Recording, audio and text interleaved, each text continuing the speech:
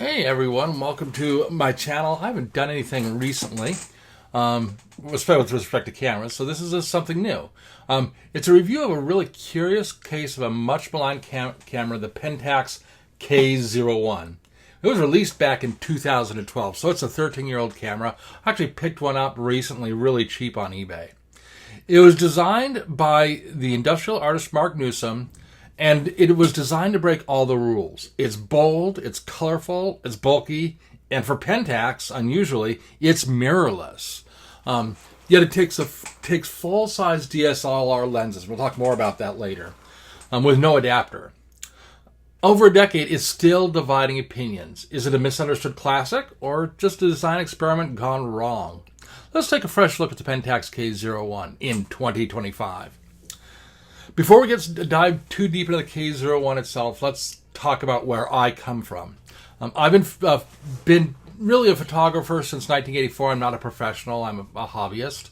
I started out on a Pentax K-1000, the full manual, all metal, built like a tank camera that came out in the 70s and 80s. Today, I've transitioned to digital. I shot Pentax for a long time, and then I transitioned over to Fuji for a while. I'm back on Pentax. I currently shoot with two primary cameras, a Pentax K3 Mark III and a Pentax K1 Mark I. I haven't got a Pentax K1 Mark II because I'm kind of waiting for the Pentax K1 Mark III to come out. And I'm also starting to look at the 645 series.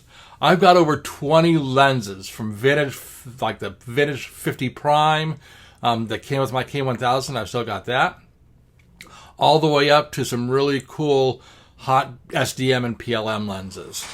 I shoot wildlife, I shoot vacation shots, and I love to take pictures of my Greyhound sticks. So when I picked up the K-01, it wasn't just the idea of a quirky retro camera. I wanted to explore that version, that really weird, unusual part of Pentax history. Because when you think about Pentax now, they don't manufacture a mirrorless camera. Excuse me, my ear. They did the K-01 and they did the Q7, I think it was the Q10, and then they haven't done anything since. So let's talk about a brief history and talk about the specs of the K-01. The K-01 hit the market in 2012, right when mirrorless cameras were starting to come out.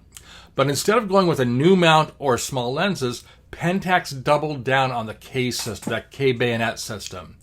They built the K-01 with a full K mount, letting you use all your existing Pentax glass without an adapter. In fact, I've tried a lot of my lenses on this K-01 and they all work terrific. They look a little weird sometimes, but they work terrific. Mark Newsom also wanted to bring a new design concept to cameras. It was his first camera design. I think it may have been his only camera design. It kind of looks like a camera, but it's very boxy. Pentax normally only does black and silver. In this case, he did a yellow and he did a blue. It was rubberized in addition to the metal frame. It looks really different compared to the other Pentax cameras. It looks like a designer gadget more than a traditional camera. But despite its unconventional looks, it does pack in some thoughtful features, including scene mode, which I really like, where you can say, I'm taking pictures of my dog, I'm taking pictures of wildlife, and it'll do all the settings for you automatically. It's got portrait, landscape, night scene, kids, food, and even a pet mode, which is cool. For casual shooters, it's a really useful option to get the most out of your camera right away. Now let's talk about the specs. It's got a 16.1 megapixel APS-C CMOS, same as a standard K5. The lens mount is a full-size Pentax K mount. Its ISOs go from 100 to 25,600, which at that point in time was a lot. It uses contrast focus auto detect 81 point. We'll talk about that. I think that's one of its real problems. Shutter speed is up to 1/4000th of a second, pretty fast. Video, it does 1080p at 24 through 30 frames per second. At the time, that was good enough. Obviously, today, not so much. It's got a 3-inch LCD fixed screen. It is not articulating with 920 dots. It says it'll do 6 frames per second in burst mode, but the buffer fills pretty fast. I like the fact that it uses the standard DI Li90 batteries. Same thing that my K3 and K1 use, same type of battery.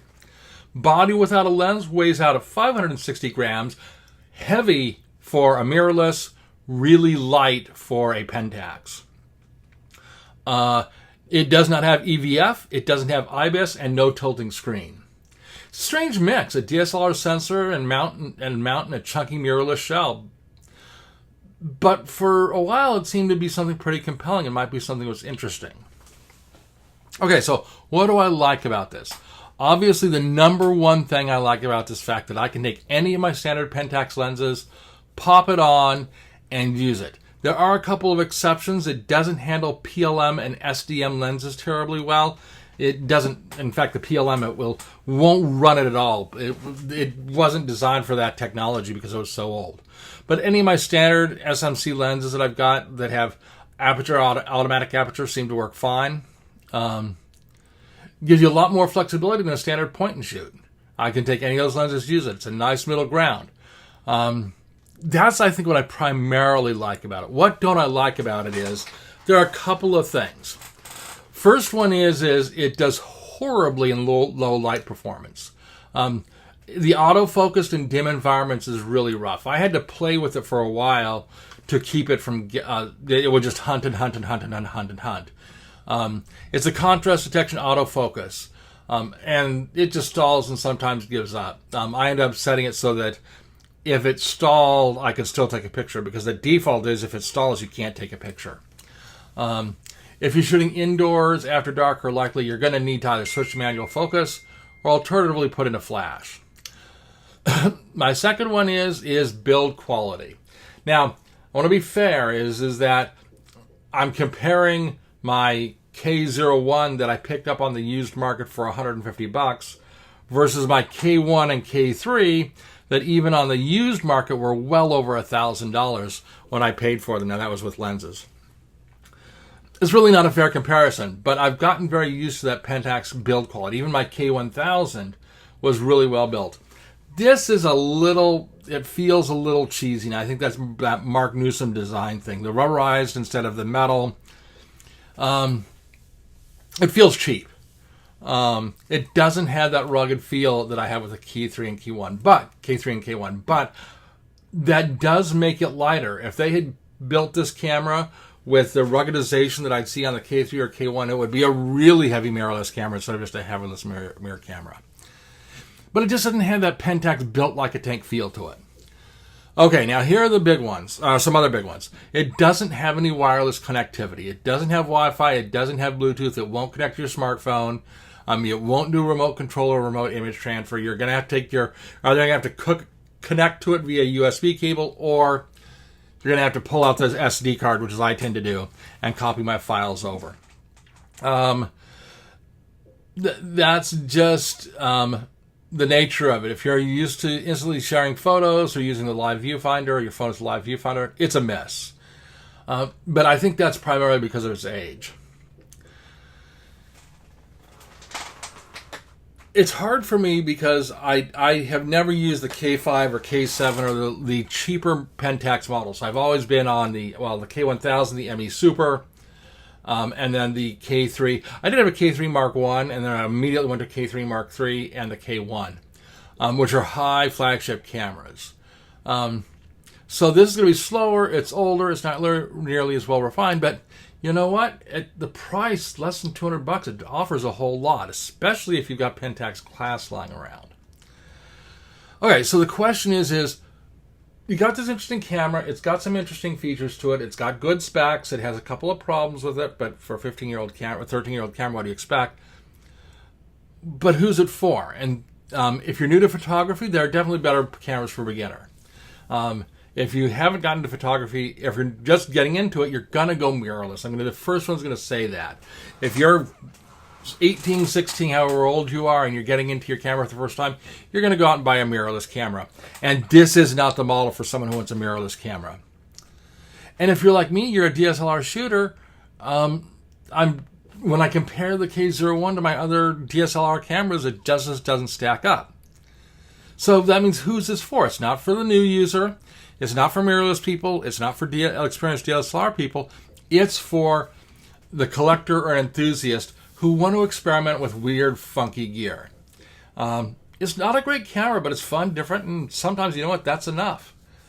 So in the end, Pentax K-01 is one of the oddest Pentaxes ever made. But I think it's also one of the most interesting. It's quirky, it's flawed, but it has charm. If you're a Pentax fan and have a bunch of K-mount lenses, and you want a mirrorless cheap, this just might be worth picking up. Thank you for watching. If you enjoyed this review, hit that like button, drop a comment with your forgotten camera, and don't forget to subscribe for more honest takes from a Pentax shooter. Until next time, keep shooting, and don't be afraid to try something a little weird.